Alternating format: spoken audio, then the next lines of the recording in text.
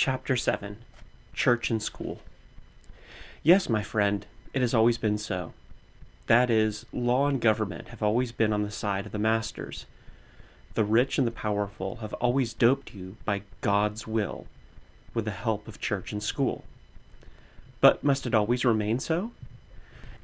In the olden days, when people were the slaves of some tyrant, of a czar or other autocrat, the church of every religion and denomination taught that slavery existed by the will of God, and that it was good and necessary, and that it could not be otherwise, and that whoever went against it went against God's will, and was a godless man, a heretic, a blasphemer, and a sinner. School taught that this was right and just, that the tyrant ruled by the grace of God, that his authority was not to be questioned, and that he was to be served and obeyed. The people believed it and remained slaves. But little by little there arose some men who had come to see that slavery was wrong, that it was not right for one man to hold the whole people in subjugation, and be lord and master over their lives and toil. And they went among the people and told them what they thought. Then the government of the tyrant pounced on those men. They were charged with breaking the laws of the land. They were called disturbers of the public peace, criminals, and enemies of the people. They were killed, and the church and the school said that it was all right, that they deserved death, as rebels against the laws of God and man, and the slaves believed it. But the truth cannot be suppressed forever. More and more persons gradually came to see the agitators who had been killed were right. They came to understand that slavery was wrong and bad for them, and the numbers grew all the time. The tyrant made severe laws to suppress them. His government did everything to stop them and their evil designs. Church and school denounced those men. They were persecuted and hounded and executed in the manner of those days. Sometimes they were put on a big cross and nailed to it, or had their heads cut off with an axe. Other times they were strangled to death, burned at the stake, quartered or bound to horses and slowly torn apart. This was done by the church and the school and the law, often even by the deluded mob in various countries. And in the museums today, you can still see the instruments of torture and death which were used to punish those who tried to tell the truth to the people.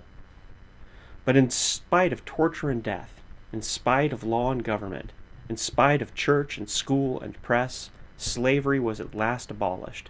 The people had insisted that it was always so and must remain so. Later, in the days of serfdom, when the nobles lorded it over the common people, church and school were again on the side of the rulers and the rich. Again they threatened the people with the wrath of God should they dare to become rebellious and refuse to obey their lords and governors. Again they brought down their maledictions upon the heads of the disturbers and the heretics who dared defy the law and preach the gospel of greater liberty and well-being. Again those enemies of the people were persecuted, hounded, and murdered. But the day came when serfdom was abolished.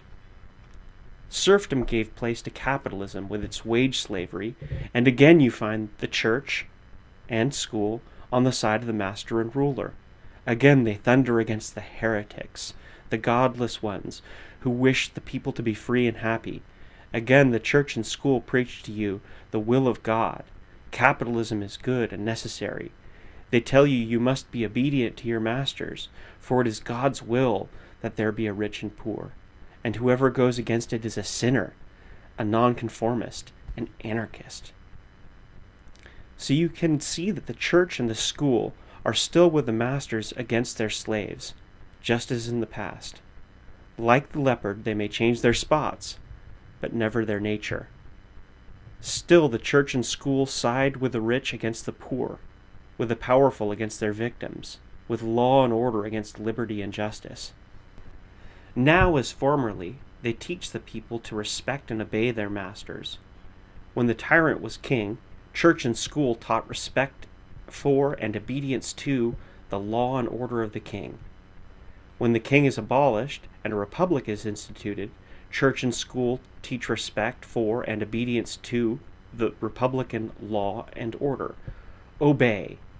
That is the eternal cry of the church and school, no matter how vile the tyrant, no matter how oppressive and unjust law and order. Obey. For if you will cease obedience to authority, you might begin to think for yourself. That would be more dangerous to law and order, the greatest misfortune to church and school, for then you would find out that everything they taught you was a lie, and was only for the purpose of keeping you enslaved in mind and body. So you should continue to toil and suffer, and keep quiet. Such an awakening on your part would indeed be the greatest calamity for the church and school, for master and ruler. But if you have gone thus far with me, if you have now begun to think for yourself, if you now understand that capitalism robs you and the government with its law and order is there to help do it, if you realize that all the agencies of institutionalized religion and education serve only to delude and keep you in bondage, then you might feel rightly outraged and cry out, "Is there no justice in the world?